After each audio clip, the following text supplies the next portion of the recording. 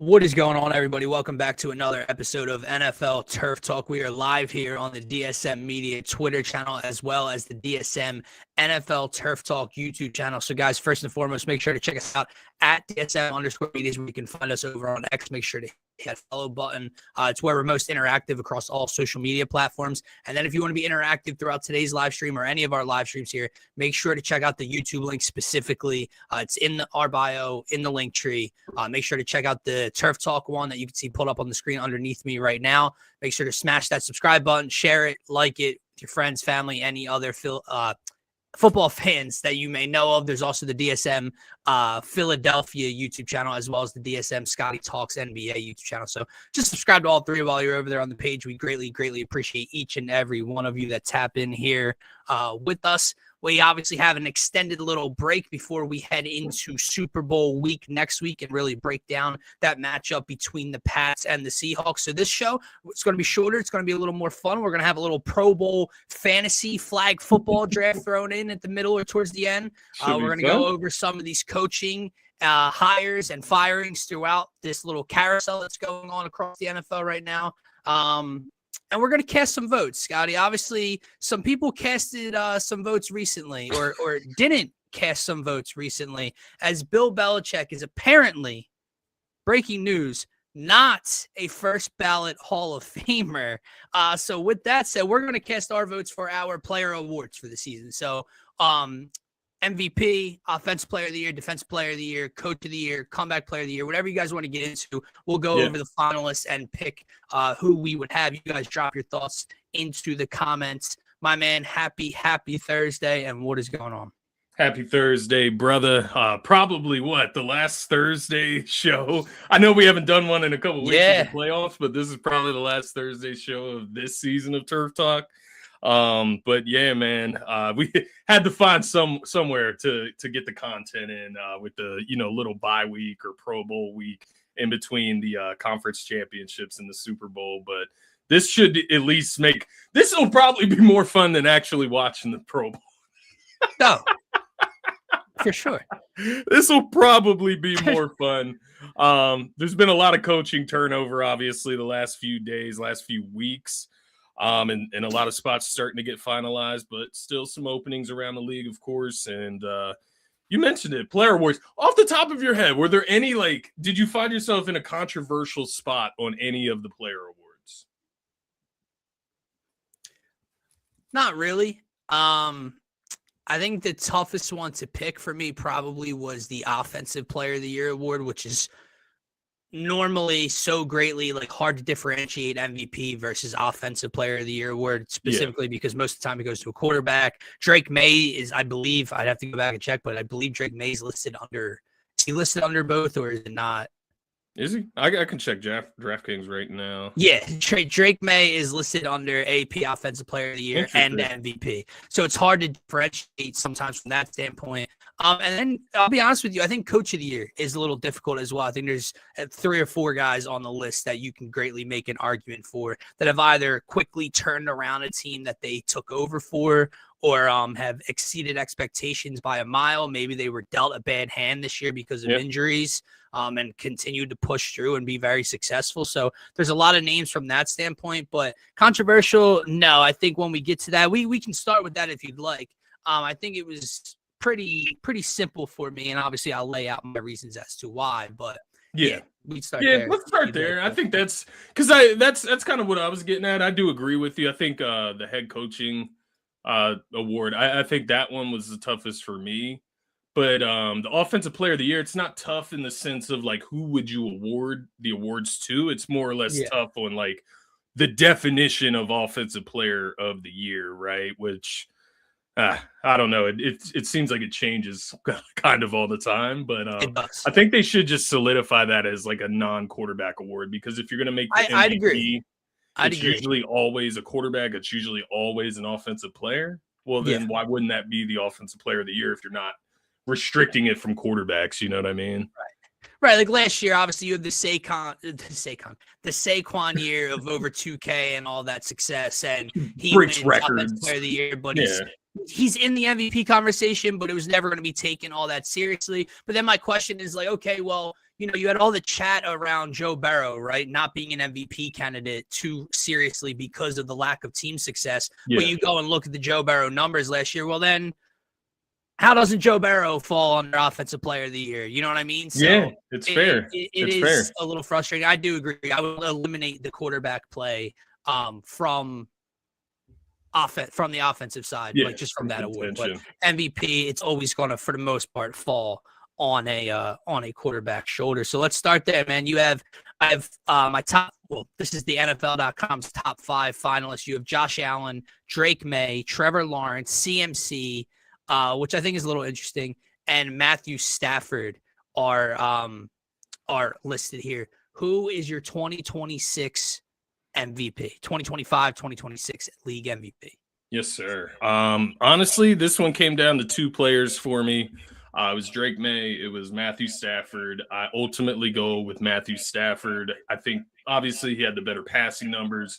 Drake May, you look on the other side, he was the bigger dual threat, you could argue, right? But I look at Stafford, I look at the division he was in, I look at what he was able to do with the Rams. I will add in for Drake May, Stafford has some better weapons over on his side. For sure. To be fair. For sure. But I do think at this level, right? I'm not saying you have to take this into account as the Patriots as contenders for the Super Bowl in the upcoming matchup in, a week or two. But I am taking it into account for this award where we're getting very detail oriented between the 2 top MVP candidates. That week schedule comes into effect when I'm rating these 2 guys. You got one guy in the NFC West, the knockout drag out fight of the NFC West. And then you have, over here in the AFC, which you have the Bills. Like, don't get me wrong. You play the Bills twice, but then who else? And right. It's not to say that the Patriots are a lesser team. It's just when you're getting into details, you have to get into the fine marginal details between these 2 guys. That comes in and is a big factor for me in picking Matthew Stafford. Yeah, I agree. To me, it comes down to those 2 guys as well. I think for a lot of people, it's coming down to those 2 players for sure. Yeah. If you were to lean Drake May's direction, there's one of 2 reasons. A, what you laid out there, it's the help, right? It's when you look at Matthew Stafford's side of things from the team, when you add a Puka Nacua and a Devontae Adams and a Kyron Williams and a Sean McVay right over there to kind of help you out compared to Drake May, who's working with a Kayshon Boutte and a Hunter Henry and a Mac Hollins and an older Stephon Diggs.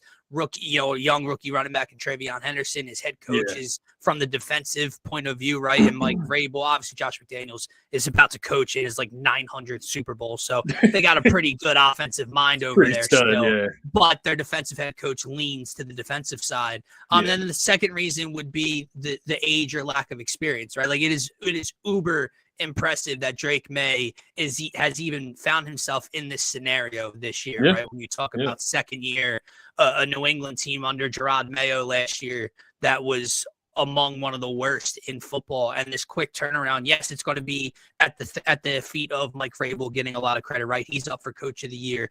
Great turnaround there. The Patriots organization is just an all-time organization across all sports, right? But Drake May has a ton to do with this turnaround. Absolutely. However, if I had a vote, it would be going to Matthew Stafford as well. And I just, even though I said it's a 2-man race, I think it's a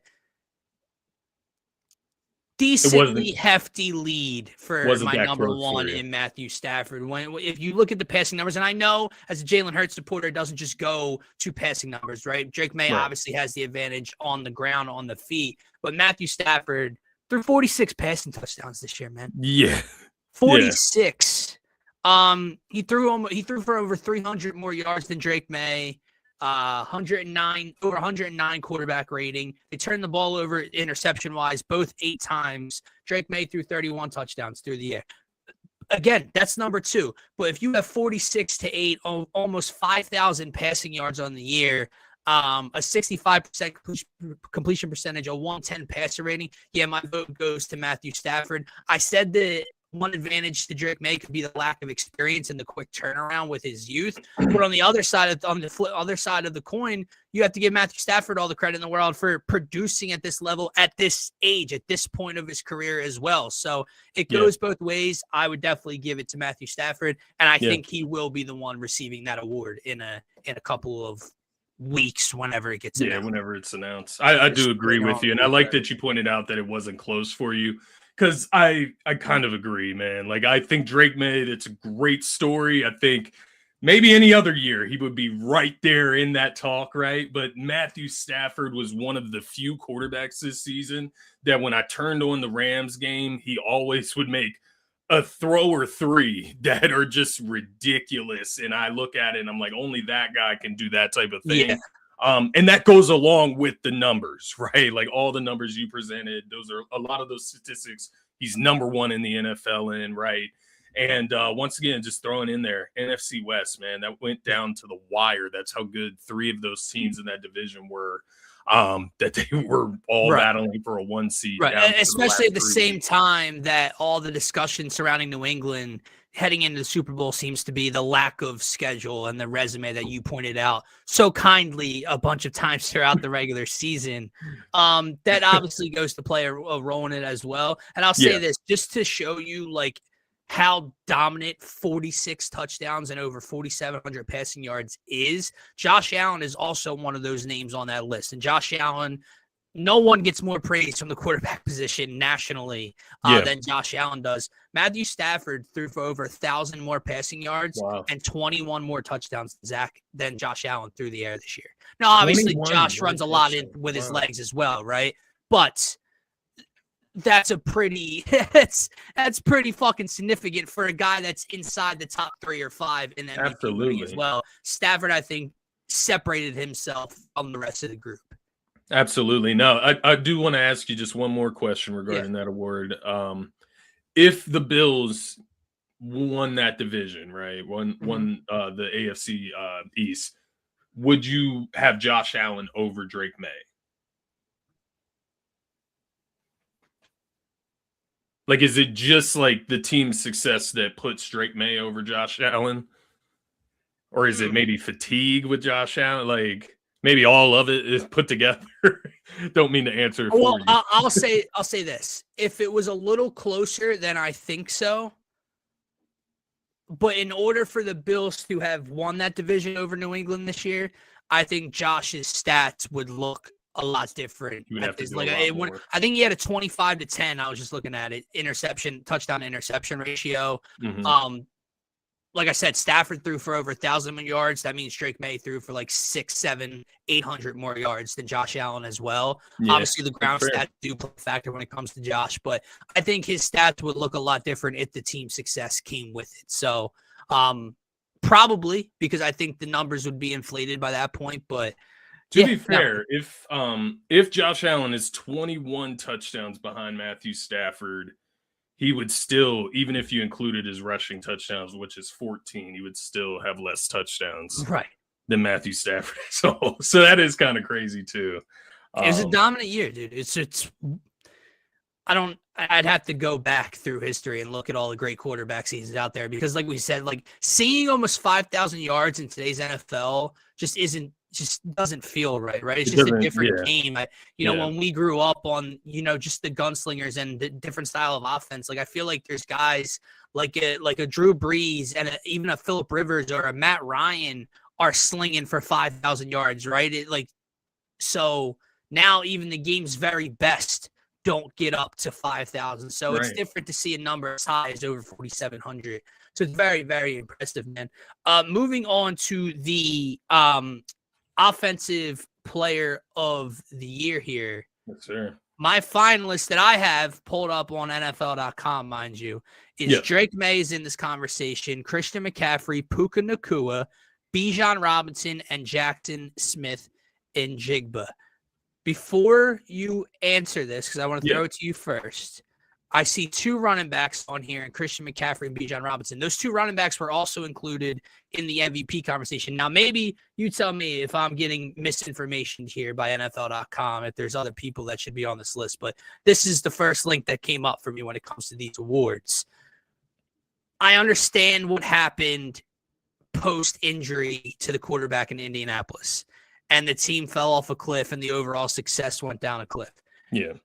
How in the fuck is Jonathan Taylor not even considered a finalist for any of these awards, but CMC and Bijan Robinson are? Yeah, I'll be honest. I'm even looking at James Cook's numbers right now. I'm not trying to be particular, but I mean, he led the league in rushing. He had 12 touchdowns this season. That's more than what Bijan had. He had more rushing yards than Bijan. I get it. Bijan, CMC, they get involved in the passing game, so I do get you have to take that into account. But no, I agree. Jonathan Taylor had the Indianapolis Colts up near the 1 seed in the AFC? He did, and even at the end of the year. Now, mind you, there's a significant drop off in production towards the end of the year because of everything that took place in Indy with the health and all. Phillip Rivers is playing, but at the end of the day, Jonathan Taylor led the league in carries, was 3rd in rushing yards with almost 1,600, 1st in rushing touchdowns with 18, and top 10 in yards per carry at 4.9. Receiving wise, I'm trying to real quick before I finish up. He also added 2 receiving touchdowns this year with 378 yards. So 20 touchdowns for Jonathan Taylor this year, 3rd in rushing yards, 1st in carries, and the dude's not in the conversation. I'm checking because Bijan, I might have to put some respect on Bijan and CMC too. From a receiving standpoint. Yeah, I know. But when you look at the receiving numbers, Bijan, for example, had 820 receiving yards in 4 touchdowns. It's pretty crazy. And CMC, I'm looking right now, brother, had 924 receiving yards, 7 tutties, and 102 receptions. So that is why. That has to be why, and I guess fair enough. I hear you.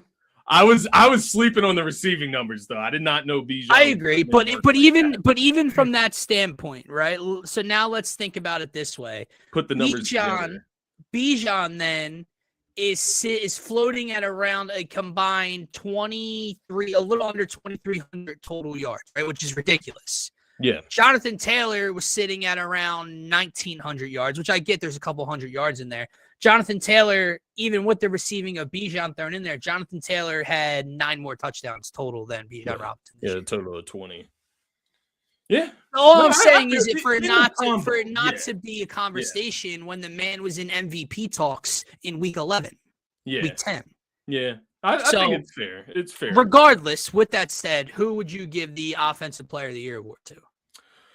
Yeah, it is a little confusing, seeing Drake May's name in there. And I get it. It's because I guess they list him instead of Stafford because of the dual threat ability, right? But I'm just removing the quarterback from the situation.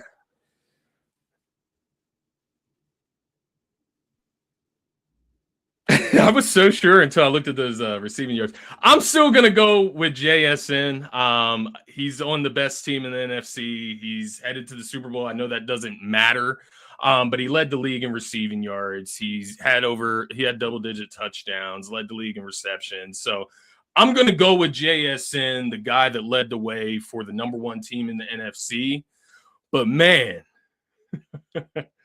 CMC and Bijan are interesting. They put in work this year. They are interesting. And if you want to throw Jonathan Taylor in that mix too, man, running backs do put in work. And, it's like, do they not get the proper credit? Because, like, from the odds I was looking at, man, I was seeing, like, JSN is kind of a runaway with the award from what I was seeing.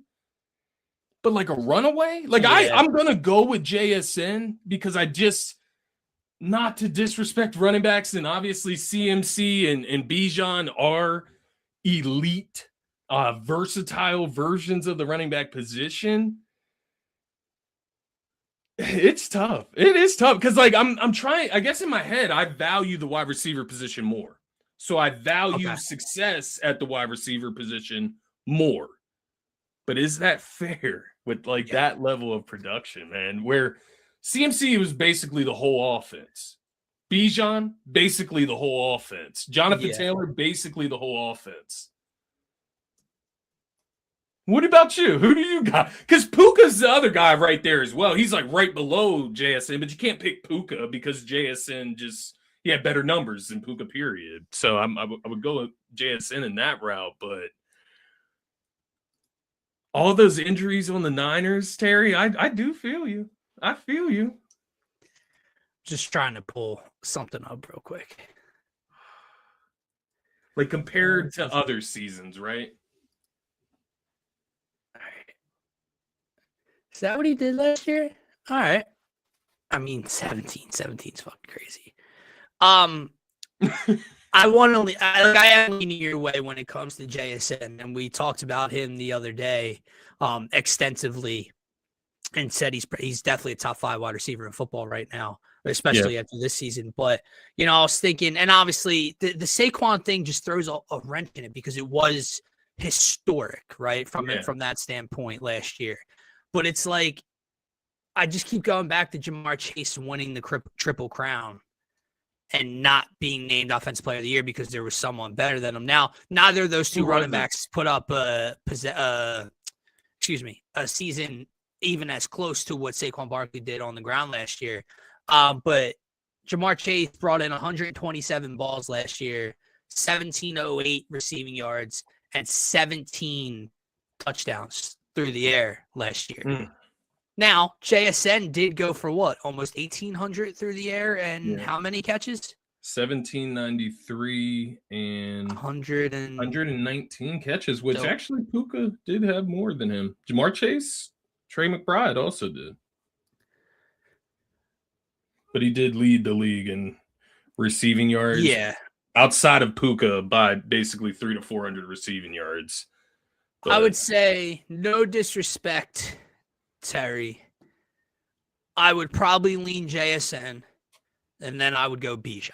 I think that's where my 1-2 will probably be when it comes to because Bijan's playing with no quarterback out there. I mean, like Mac Jones played some decent ball. Brock Purdy played some decent ball down the stretch. And once again, Terry, this is just marginal details that we're looking at here. It's not to say that by this large margin, Bijan was better. It's just if you're going tooth and nail here, you have to get particular.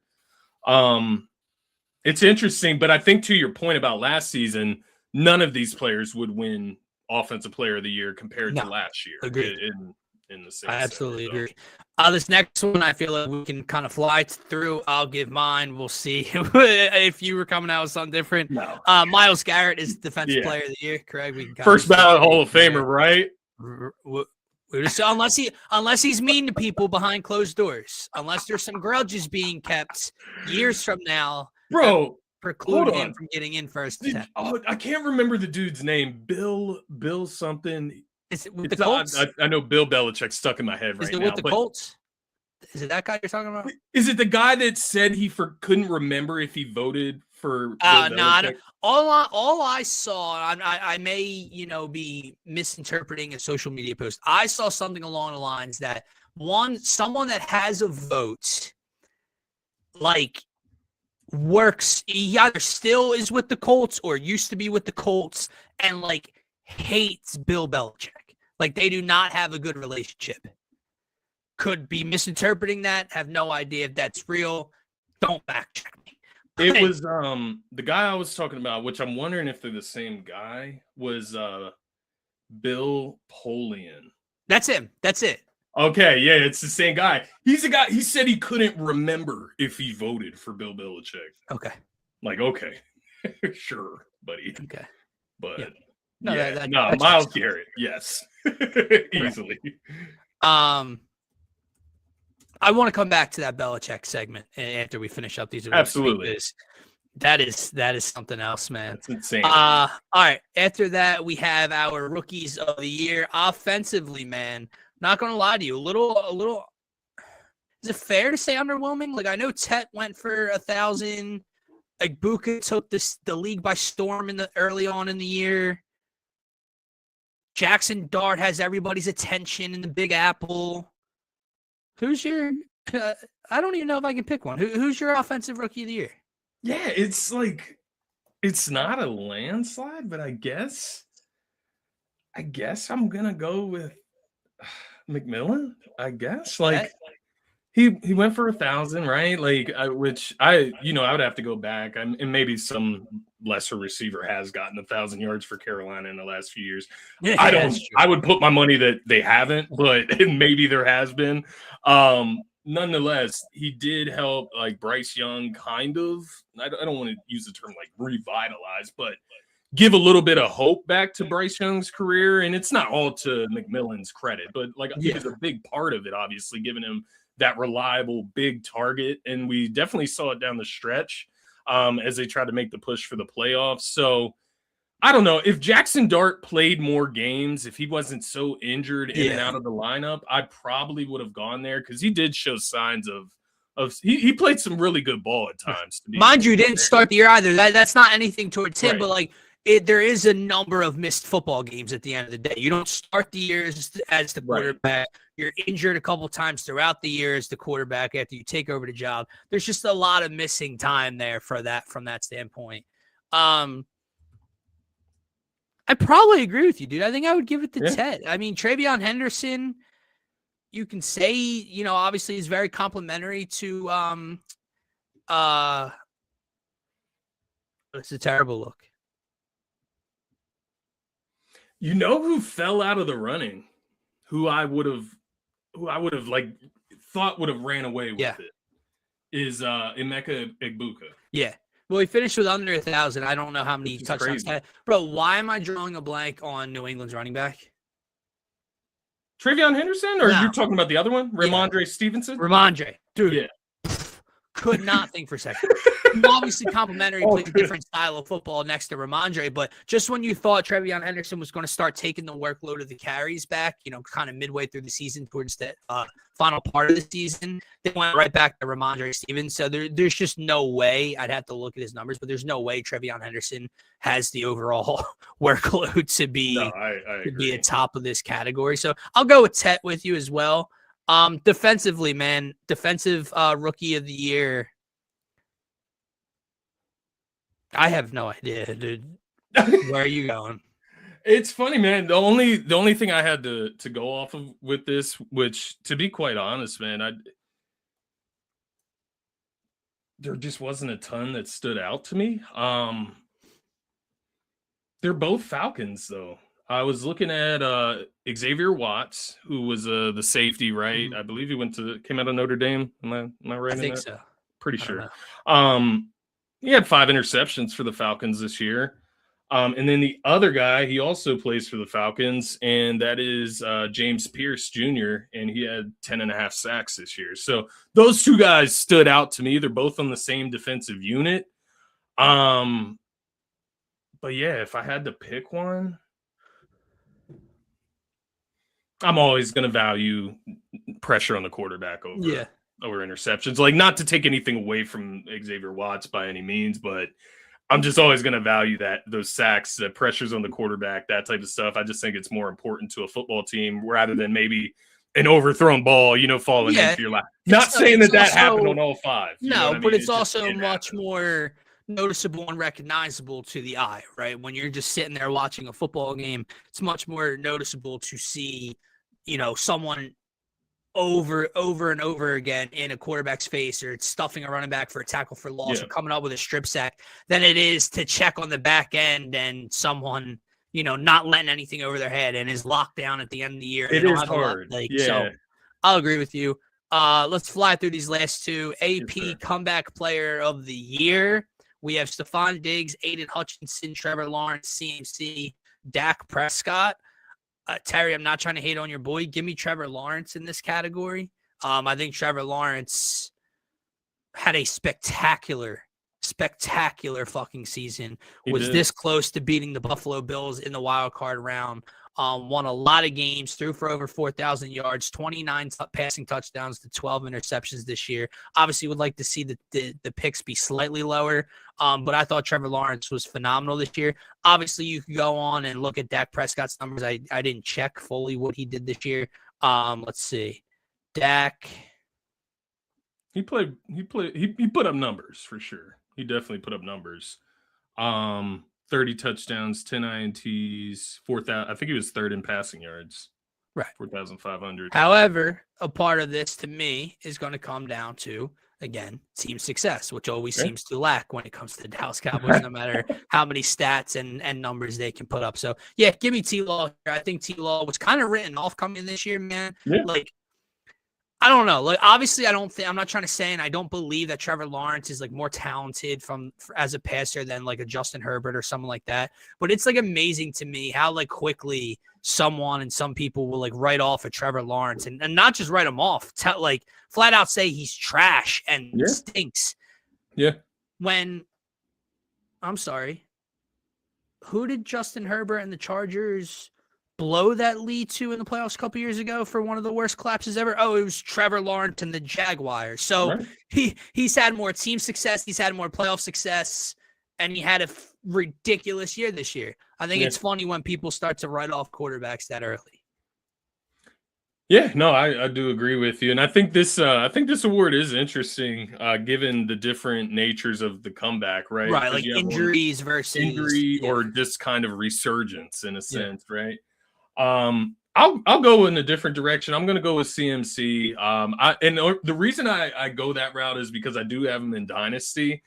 And man, I won't lie to you. Before this season started, I was definitely looking to move him because I was watching him last year, right? And I think it was a game. It was in the snow. I can't remember who they were playing. Maybe it was the Panthers, actually. Maybe it was his old team. But I remember they were playing. He had just come back from like the whatever injury he was dealing with.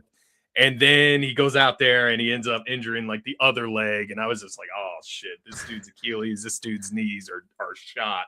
And, man, no, he comes out, has 1,200 rushing yards, close to 1,000 receiving yards, over 100 receptions, has George Kittle out of the lineup, has Brock Purdy out of the lineup, all of their wide receivers gone, right? Debo, Ayuk, even Pearsall was injured this year.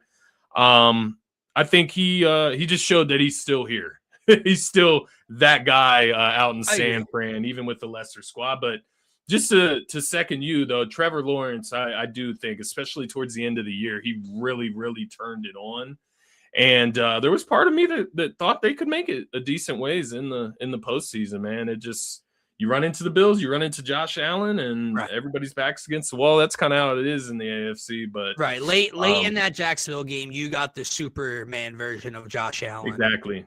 Whereas the next round, you got a different version. Was that the one he ran? Was that a 50-yard? He ran it for I believe so. Yards, 40-plus yards. Yeah. It was a very slow start to that game, and I think Josh may have turned the ball over early. I could be wrong there. But then the second half, they just started just exchanging blows back and forth. And Josh got the ball in the end, and that's all she wrote there. So Buffalo did advance. That's the end of it. Yeah. I agree. Last one, man. AP Coach of the Year. There's a lot of guys that deserve this award this year.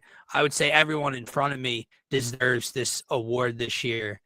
You have Mike McDonald taking the Seattle Seahawks to the Super Bowl right now. You have Mike Vrabel taking the New England Patriots to the Super Bowl right now.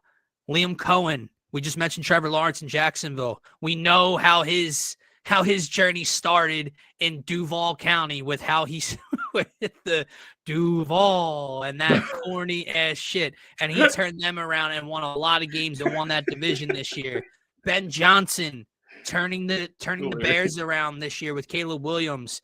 I'm going to go, Terry, shout out to you. I just feel like I owe it to myself almost to just cast my show vote this way to Kyle Shanahan. It's a name that I said since probably week 6, week 8 of the season. Yeah, you have. Every single week, this team just continued to be diminished by injuries. the defensive side of the ball by the end of the year. By the time the Eagles were playing them, I didn't know 90% of the roster on the other side of the ball. Yeah. You lose Kittle in that playoff game. You mentioned all the guys they were missing anyway.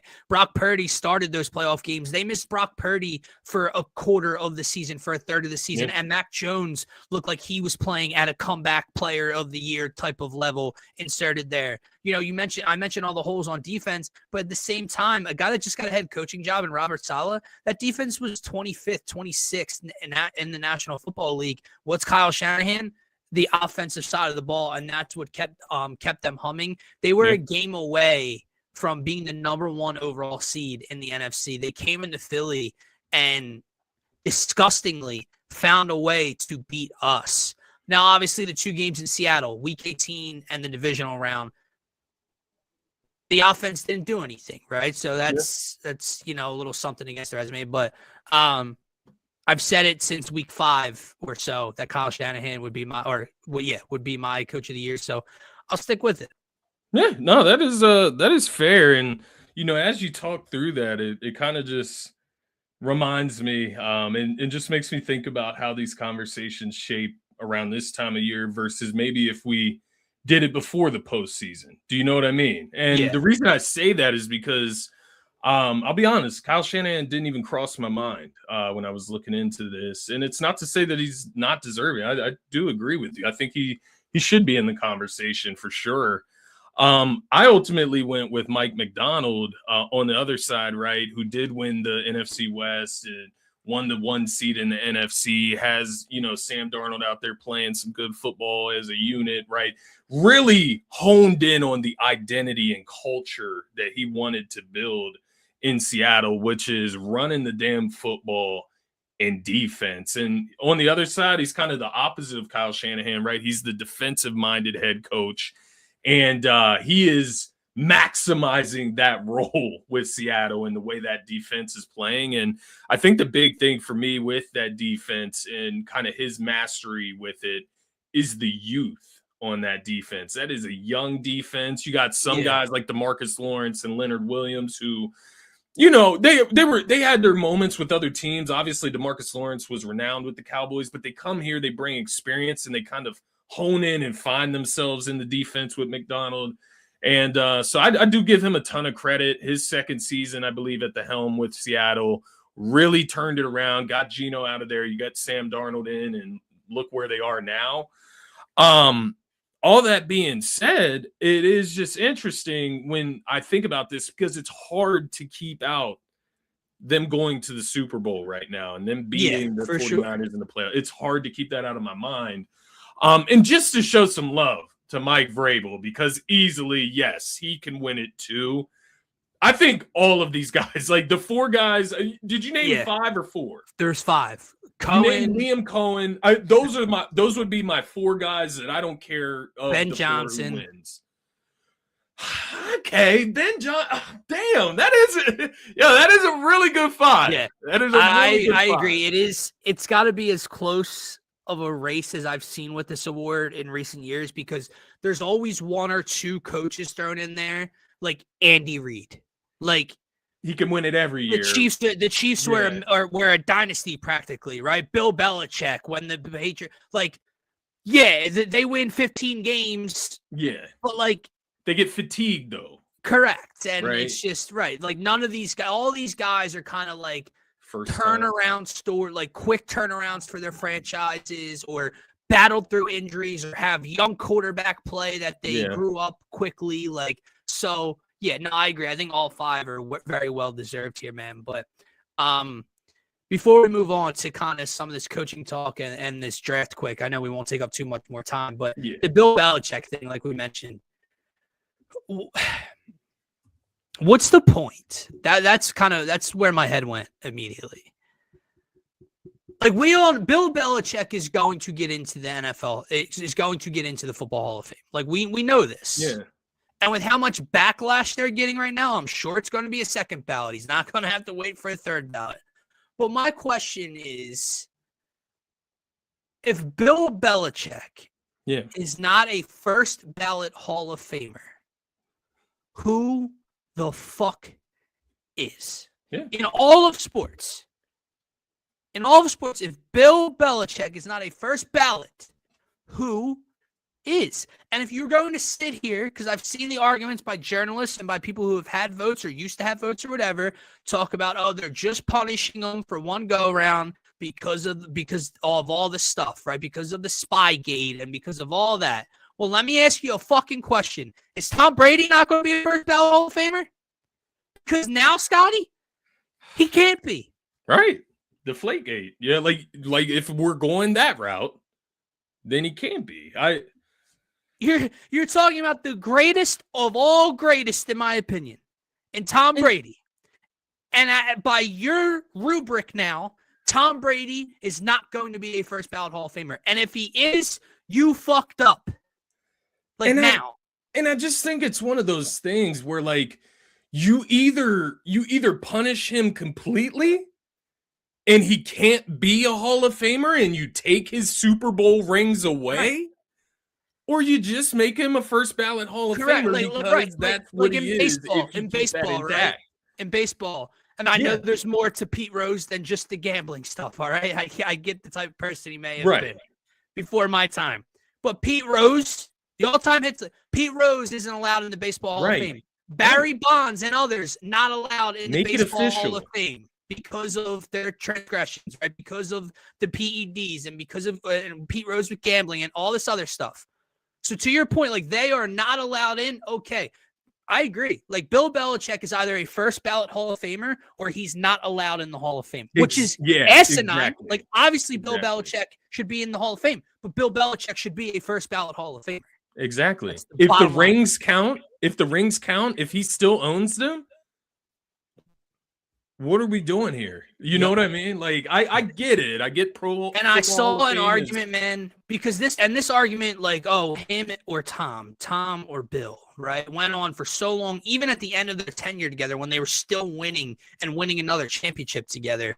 It was like, well, who's kind of the motor, right? Who couldn't survive without the other? And then Bill goes on and the Patriots stink, and now he stinks at North Carolina, and Tom won another Super Bowl, leaving them and went to the playoffs more times. So there's that. But, I saw this argument made by people that, like, I think it was at WIP. I listened to a clip. Of course it fucking was. Of, take away his run in New England, he doesn't win. In Cleveland, it was a disaster. After Brady left in New England, it was okay, so just take away 2 fucking decades and 6 championships as a head coach. I don't understand. I believe he has 8, correct? I believe he has 2 as an offensive coordinator and 6 as a head coach in New England. I believe those are the accomplishments of Bill Belichick. I'm checking to see how many he does have. Not to mention, the man's 100 pulling a 25-year-old, okay? Deserves some fucking grace. Yeah, you're right. It's 8 Super Bowl rings total, straight up. So I wholeheartedly agree with what you said. It's a terrific point. Either Bill Belichick is a first ballot Hall of Famer, or Bill Belichick is not allowed in the Hall of Fame. Isn't allowed. There is no punishing him for one go around because you don't like what happened there or whatever. And just also, how dumb does that sound? When like there will be a coach that doesn't have like 8 rings above Bill Belichick as a first ballot Hall of Fame. Like, why?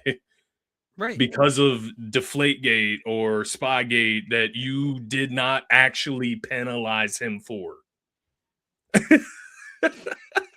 Like, I'm not saying that stuff is right. It's not for me to decide. That was for the NFL to decide when it happened.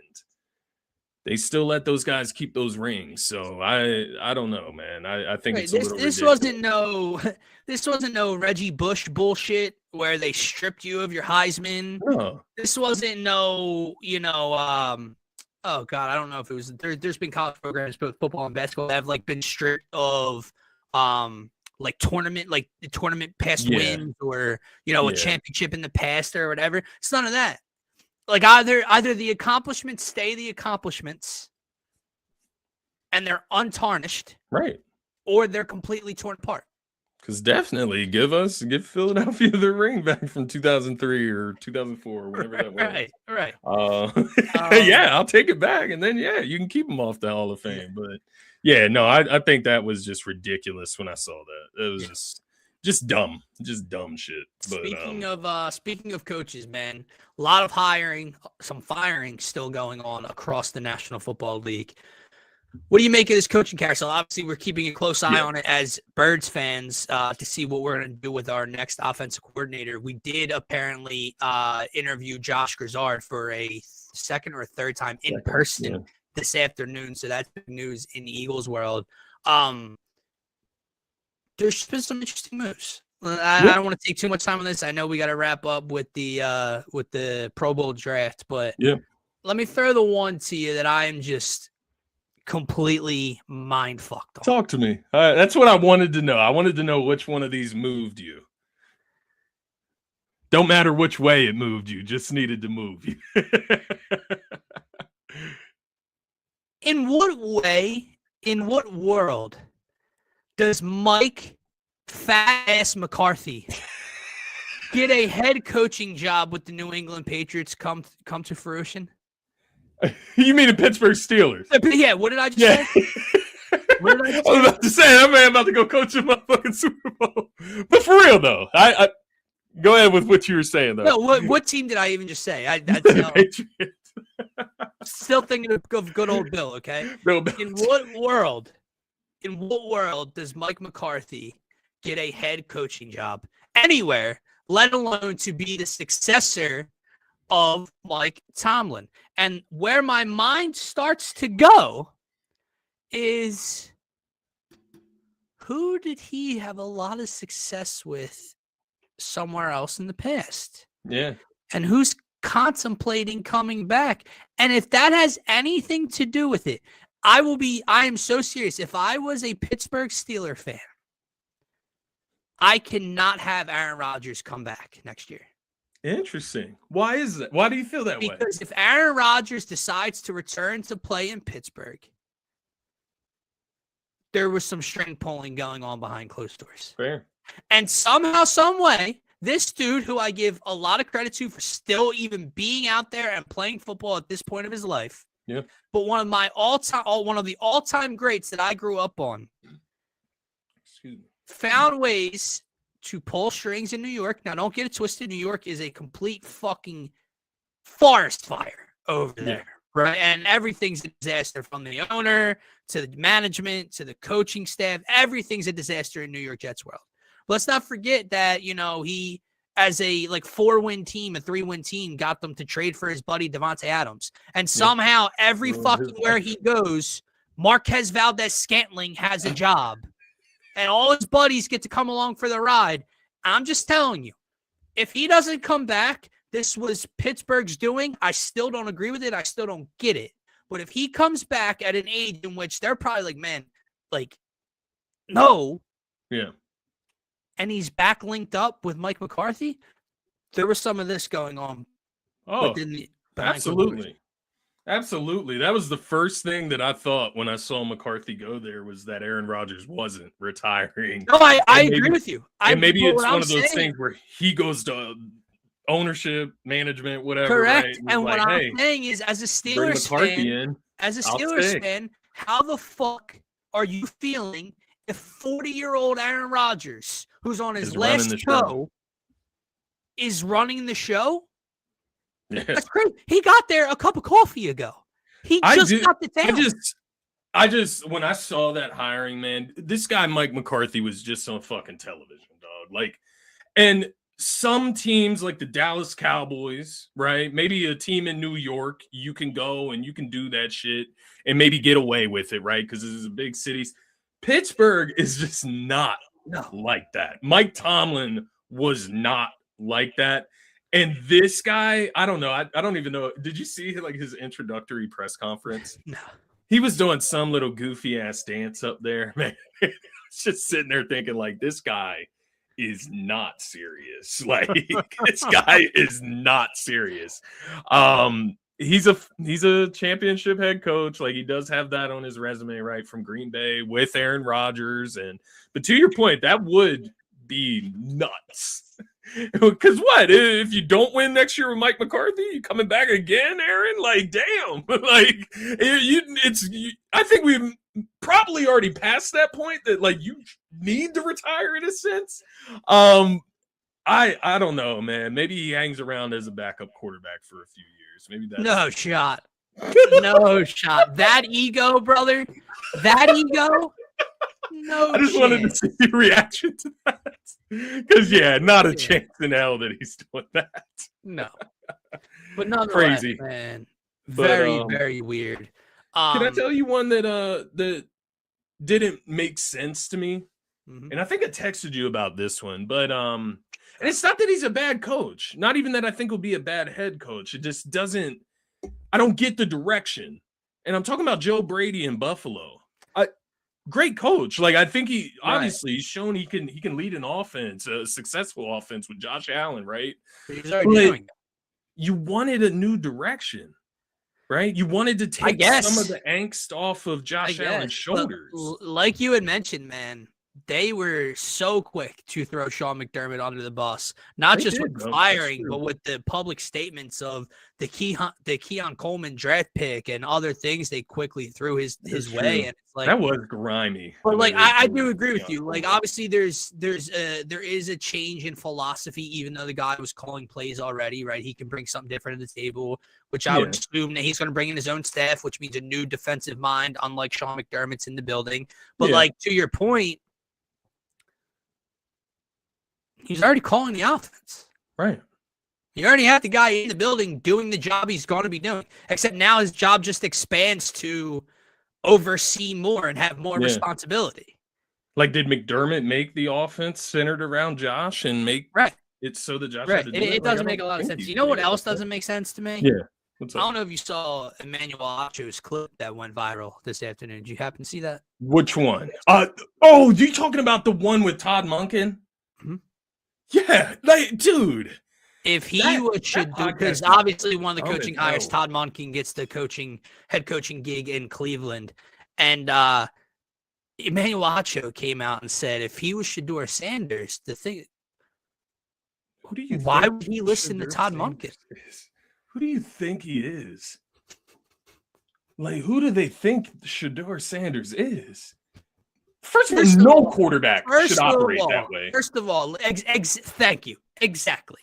This is where people just fucking lose their minds. Lose it. It doesn't matter if that's Aaron Rodgers, who we were just discussing. It doesn't matter if it's goddamn Patrick Mahomes. Yeah. It's your head coach, man. Yeah.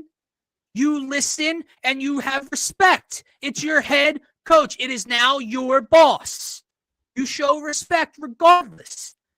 Yeah. But to your point, you're talking about Shedeur fucking Sanders. What are you talking about? Why should Todd Monken start Shedeur Sanders? Right. He should be in a competition. Like, what the fuck are we talking about? I'll take it a step further. Mr. Journeyman mid to below mid linebacker. Yeah. It's a special team. Why should what we can call him. Listen to Emmanuel Acho and what he has to fucking say.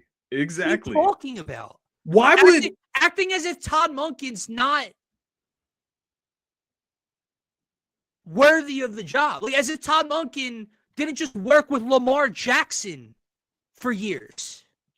Help Lamar win MVPs. What are you talking about? MVPs. Like, what? Yo, and here's the twisted part about that. It has nothing to do with Todd Monken.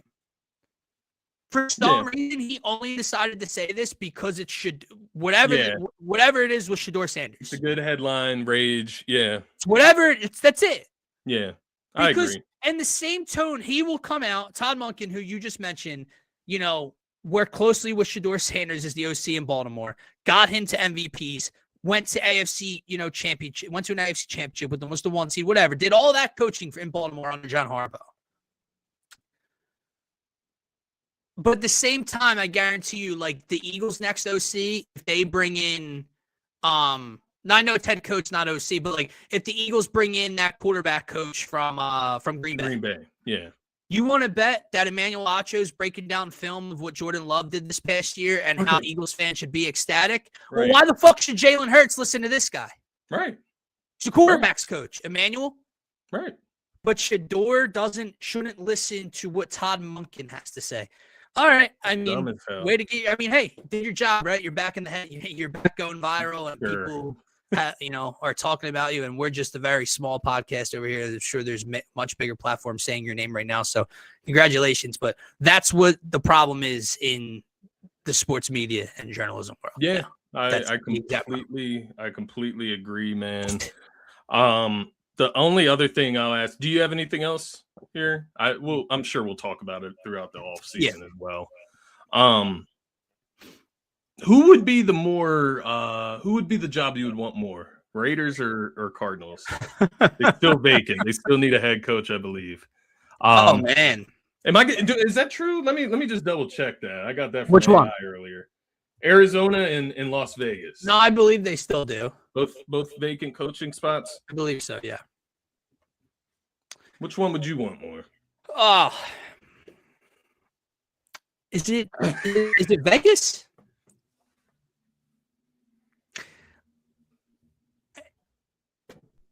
You have some pieces in place in Vegas, no? You drafted Ashton Genty incredibly high, which was mistake number one organizationally last year. When you're a team as bad as the Raiders are, you don't have the luxury to draft a fucking running back in the top 6, okay? Yeah. But top 8, whatever he was. But you do have Ashton Genty in the building. You have Brock Bowers in the building. Yeah. You have Max Crosby in the building for the time being. In Arizona, you have Marvin Harrison Jr. in place. I was just about to check. I'm assuming they're moving on from Kyler. So, definite. Trey McBride, that was the guy. Trey McBride, Brock Bowers. I don't know. Josh Sweat, Calais Campbell's old, obviously. Yeah. Gavlin Tomlinson. They got some defensive players. Buda Baker's still there. But they're about the same. They both don't have a quarterback. I think that's the big thing, right? I'll take it a step further. I would say, Vegas, to answer your question, the question I would pose to you is, how fucking bad is Geno Smith? I mean, him and Sam Darnold were like the 2 QB changes this season that really, that both had success last year and went to the NFC postseason. And Sam Darnold takes over Geno's job and gets the 1 seed and gets them to a Super Bowl. They're 4.5-point favorites in said Super Bowl. Geno Smith goes to Vegas and instantly becomes the worst team in football. Yeah. No, they already were at the bottom of the league, regardless. But they're bad. They're really bad. I think I would take the Raiders too, though. To your point, one, you have Tom Brady in the organization, which that's true. It's a positive. Like, I don't know what it does for you, but it's a positive. And then just thinking about divisions too. Like, I don't know, with NFC West. They're both extremely difficult because on one end you have, like you just talked about earlier in the show, the Seahawks, the Niners, the Rams all battling it out. But on the other hand, you're going to have Patrick Mahomes and Andy Reid. Yeah. And you're going to have the 1 seed in the Broncos. And you also have a playoff team in Justin Herbert and Jim Harbaugh with Mike McDaniels there. So the both West are going to be tough moving forward. But all right, man, let's get to this Pro Bowl fantasy draft to end the show. Try to have some fun with it because you asked me the other day, will I be watching the Pro Bowl? No, I think I'd rather see these guys launch dodgeballs at each other. Didn't you hear, Dylan? They've increased the intensity of the Pro Bowl game by making it flag football. Oh, that's good. So now it's basically tryouts for the Olympics in 2028. They're saying. Nice. That's cool. You know what was intense? Watching the late great Sean Taylor take somebody's head off in full pads. Yeah, that was intense. Watching when Ray Lewis used to play in the Pro, that was intense. It's the same thing, man. It's just in sports nowadays. The NBA is in the very same boat. Somehow the NBA is not the worst All-Star weekend. Like the worst not weekend, excuse me. Take that back. I'm not trying to say that. The game, the All-Star game, somehow the NBA and what they do nowadays is not the worst. You have that's pretty bad too. Which is crazy because those are the two biggest, sports, especially here nationally in our country. So with that said, man, we're going to draft a quarterback each. This is flag football rule. So a quarterback each, 2 defensive players, and then 4 skill position players. Now, when you say skill position, are you in running back, receiver, tight end? Yep. Okay. So you're not saying like draft Cooper DeJean and throw him at wide receiver. You can draft him as a defensive player. All right. I can also use him there. All right. I'll let you go first. Who you take? I'm not gonna take him, but I swear to you, bro, I was thinking about taking Coop DeJean first. I'm not gonna take him first because you said it. I'm gonna leave that to you. That was your idea. I'm not taking him first. Don't worry. You're not. No, sir.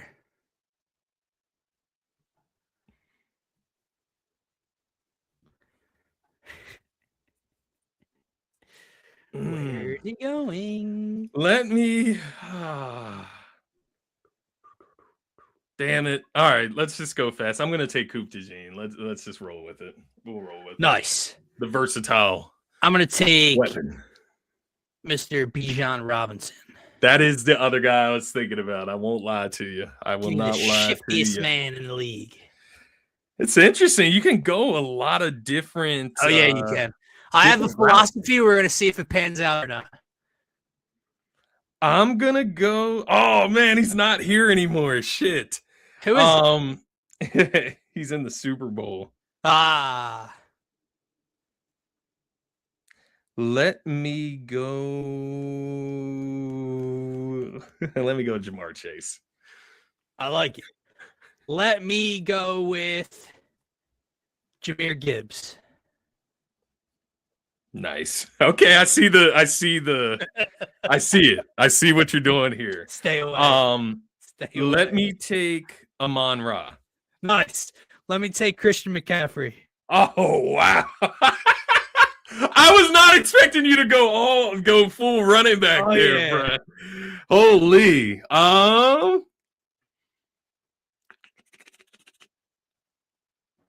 Okay, let's just spread them out. Pause. Devon Achane. Nice. I'll take Josh Allen.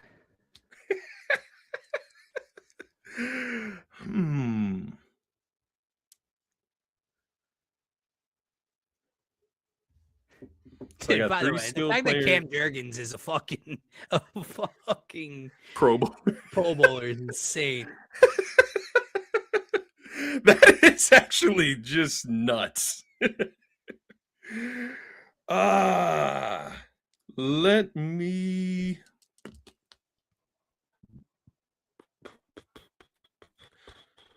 go.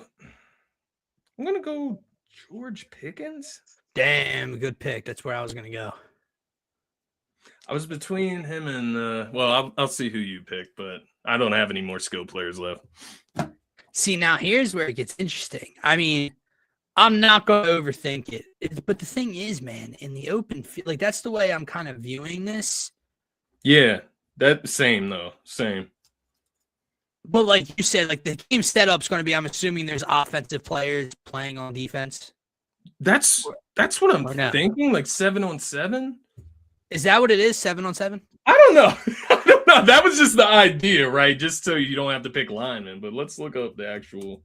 No, we can stick with 7-on-7 because that's why. Just stick with it. But I do want to know the actual rules. All right. To confirm. Let me take. No,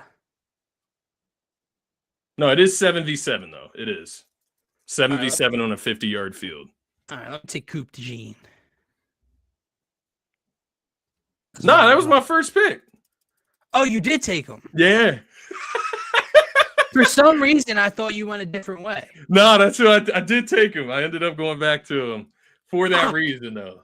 Shifty. People listening are probably, what's this guy on? All right. Could go there.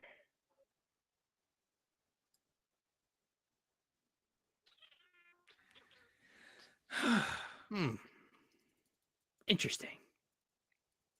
Because, like, you can draft a defensive player to be a coverage player, right? You can guard a skill player, or you can draft a defensive player to rush the quarterback. Who's on your offense so far? Jamar Chase, George Pickens, Amon-Ra, and who? Devon Achane. All right. I'm going to take Puka.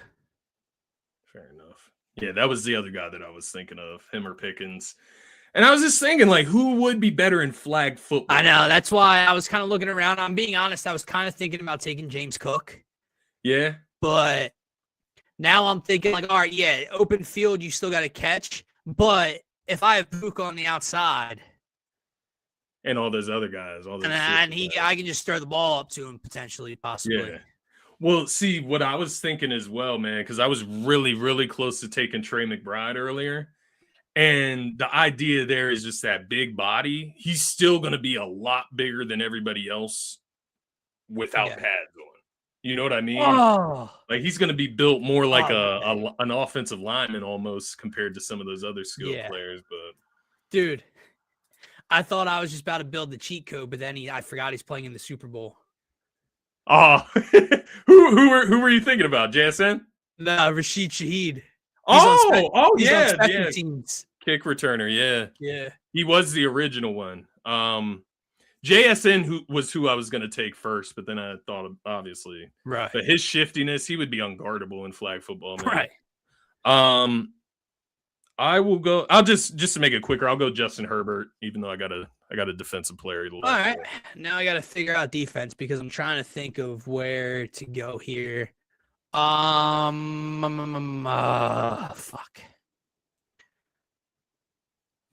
Give me Pat Surtain. Okay.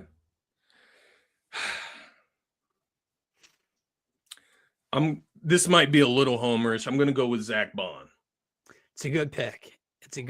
He can cover, maybe rush the quarterback, do both. Maybe. I don't know. I'm going to go with, to wrap it up,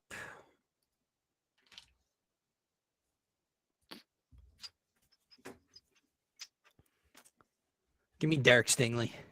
Fair enough. Locking it up. Yeah, so here's my thinking, right? Running backs rush the quarterback, you know?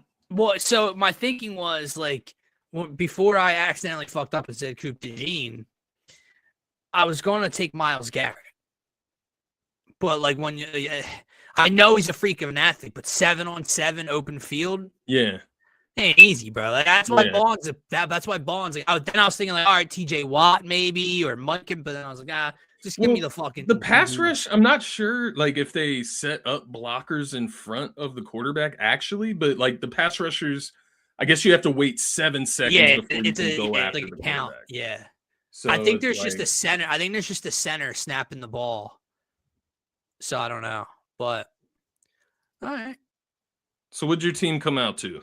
I got Josh Allen at my QB. I'm rolling out wide. Puka Nacua, Christian McCaffrey, and Jahmyr Gibbs. I'm putting Bijan Robinson in the gun next to Josh Allen. And then Pat Surtain and Derek Stingley on the opposite side of the ball. That is nasty. I mean, shit. Obviously, I went with Justin Herbert at quarterback.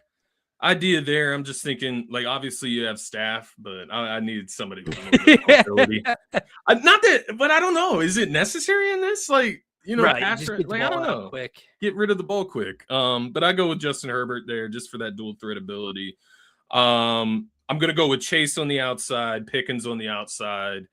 We'll throw Amon-Ra in the slot, and then Devon Achane out of the backfield. Yeah, and then Coupe de Jean on defense.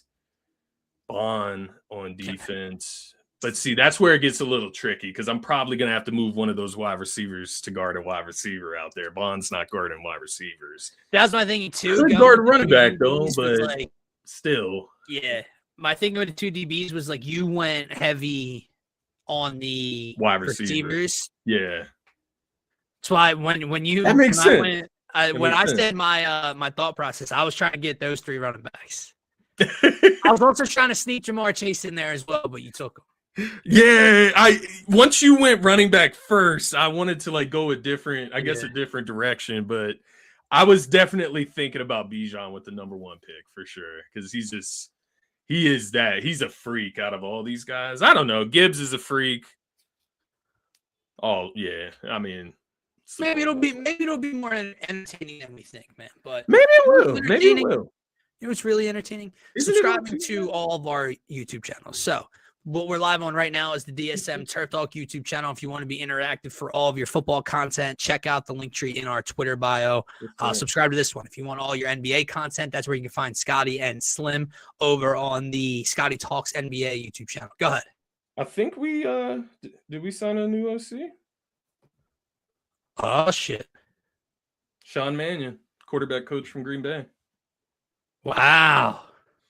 I will say. Oh, damn, 50 minutes ago, too. I will say, I do like that